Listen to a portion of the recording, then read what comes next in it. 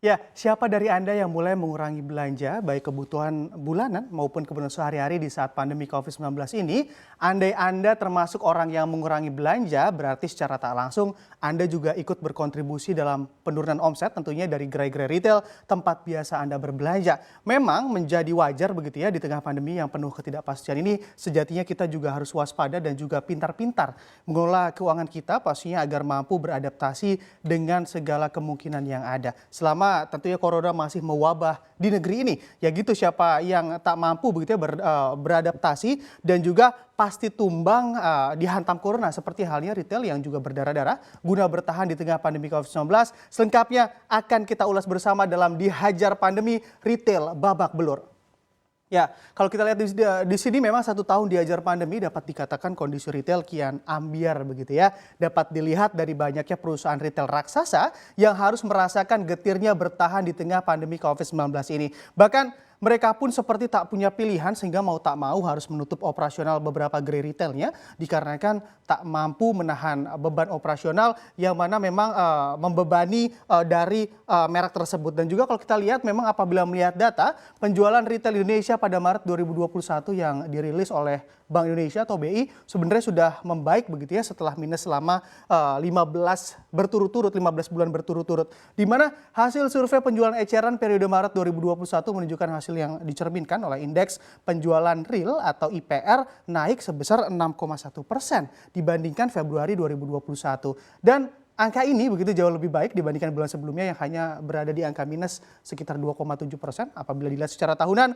penjualan retail tak bisa mengelak bahwa masih dalam zona kontraksi di mana IPR atau indeks penjualan real turun sebesar 14,6% secara year on year ataupun secara tahunan. Dan ditambah lagi begitu sepanjang pandemi mewabah di Indonesia, Aprindo atau Asosiasi Pengusaha Retail Indonesia menghitung sudah ada sebanyak 1.300 toko retail yang tutup dan atau memutuskan tak beroperasi kembali. Dan juga detail lagi ataupun lebih detail lagi Aprindo juga menjelaskan bahwa dalam 9 bulan pandemi rata-rata 4 hingga 5 toko retail tercatat tutup perharinya. Sedangkan pada periode Januari hingga Maret 2021 walaupun membaik begitu ya tercatat 1 hingga 2 toko retail tutup perharinya. Dengan data yang data yang ada begitu dikuatkan pula dengan oleh Hipindo atau Himpunan Peritel dan Penyewa Pusat Perbelanjaan Indonesia yang mengatakan banyak pula gerai retail yang harus menerima omsetnya jeblok atau berada di bawah 50% banyaknya. Nah, di sini memang karena terdampak pandemi COVID-19 tentunya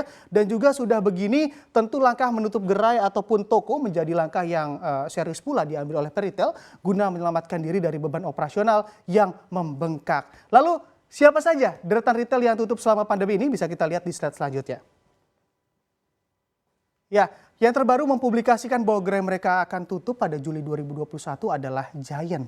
Nah, ini Giant logonya. Dan tentu nama besar Giant juga sudah tak asing begitu ya di telinga kita, di mana Giant ini juga masuk dalam manajemen PT Hero Supermarket dan Hero pun menjelaskan bahwa kini perusahaan sedang melakukan transformasi besar-besaran dengan tujuan agar ke depan bisnis Hero mampu bersaing dengan bisnis retail makanan lainnya di Indonesia. Dan juga bila kita ingat kembali langkah menutup gerai ini juga sudah dilakukan oleh Giant pada sebelumnya di mana Hero juga menutup Giant di Margo City Depok dan juga Giant Kalibata pada beberapa waktu lalu. Dari data yang diperoleh begitu hingga Maret 2021, gerai Giant hanya tersisa sebanyak 75 gerai saja termasuk di dalamnya Giant Extra maupun Giant Express yang memang kita ketahui begitu ya. Dan selanjutnya gerai retail yang juga memutuskan untuk tutup toko yakni di sini adalah Matahari. Nah, di sini Matahari mempublikasikan akan menutup 13 gerainya pada tahun ini. Mirisnya lagi bahkan ada 10 gerai lagi yang dimiliki oleh Matahari yang memang dalam pengawasan untuk kemungkinan akan ditutup juga apabila tak mampu menutup biaya operasional yang ada. Nah, ini jadi masih tentatif akankah 10 gerai itu akan ditutup ataupun tidak karena masih dalam pengawasan dari manajemen Matahari. Dan juga selanjutnya ada pula Ramayana yang mana mungkin publik juga masih ingat begitu ya dengan video viral yang sempat beredar terkait penutupan gerai Ramayana yang diwarnai isak tangis para karyawan di gerai Ramayana Depok beberapa waktu lalu. Hal tersebut pun dikonfirmasi oleh pihak Ramayana di mana sebanyak 13 gerai toko Ramayana ditutup sementara karena penurunan akibat pandemi COVID-19.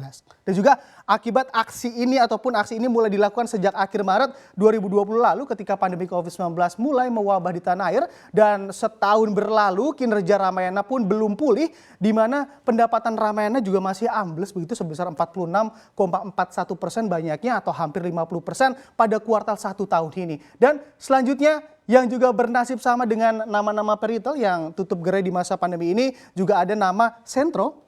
Di sini memang Sentro juga harus menutup gerainya di bilangan Bintaro dan juga Plaza Ambarukmo Jogja ataupun sepanjang masa pandemi COVID-19 ini. Apalagi Sentro juga menghadapi kasus hukum di persidangan yang mana Pengadilan Negeri Jakarta Pusat pada Senin 17 Mei 2021 menyatakan Sentro pailit begitu karena penundaan kewajiban pembayaran utang ditolak oleh para pemasoknya. Selain itu yang terakhir juga ada Golden Truly. Nah, ini logonya dan mana memang ataupun Golden Truly yang berlokasi di Jalan Gunung Sahari Jakarta Pusat juga resmi menutup operasionalnya sejak Desember 2020 lalu.